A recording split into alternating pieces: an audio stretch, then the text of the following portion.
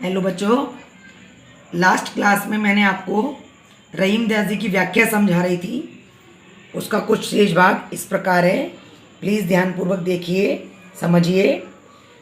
कदली सीप भुजंग मुख, स्वाति एक गुण तीन, जैसी संगति बैठिए तैसे फल के दीन। मैं आपको इस वीडियो के माध्यम से एक बात और बताना चाहती हूँ। बहुत से बच्चे या अन्य उनके पेरेंट्स भी, आकाश से गिरती हुई एक स्वाति की बूंद होती है जो स्वाति नक्षत्र की होती है, जो बारिश की पहली बूंद कहलाती है। उसके देखिए बूंद एक है, परंतु वो जिस पदार्थ में जाती है उस पदार्थ की तीनों की पदार्थ की अवस्था को बदल देती है।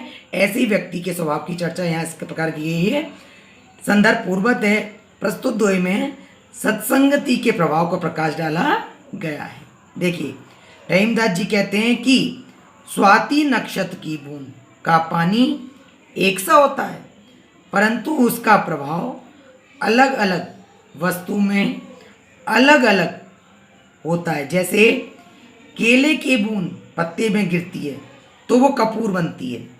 ध्यानपूर्वक देखिए, केले के पत्ते में गिरी तो वो कपूर बनी, सीप के मुंह में गिरी तो मोती बनती है, और यदि सर्प के मुख में पड़ती है तो वो एक महान विष के रूप धारण कर लेती है, बन जाती है। उसी प्रकार मनुष्य जैसी संगति में बैठता है, उसी संगति का प्रभाव उसके अच्छे व बुरी संगति के साथ बुरा का असर दिखाई पड़ता है। काव्य का सौंदर्य बच्चों पूर्वात है। अंतिम और आखिरी पद्यांश इन दोहावली में इम्पोर्टेंट, बहुत महत्वपूर्ण रखने वाला, ध्यानपूर्वक। रहीमन देख बड़ेन को लघु न दीजे डार, जहाँ काम आवे सुई कहाँ करे तरवार। रहीमदास जी इन दोहे के माध्यम से ये बात बताना चाहते कि हम सदैव बड़ी चीज़ को महत्व देते हैं। देखिएगा छोटा सा उदाहरण, और कभी कभी वो बड़ा काम नहीं कर पाता जो छोटा कर जाता है।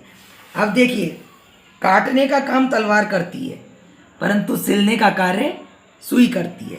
तो यहाँ कहते हैं, रहीमदास जी कहते हैं कि समय और आवश्यकता के अनुसार वस्तु का महत्व होता है, चाहे वे वस्तु मामूली ही क्यों ना हो।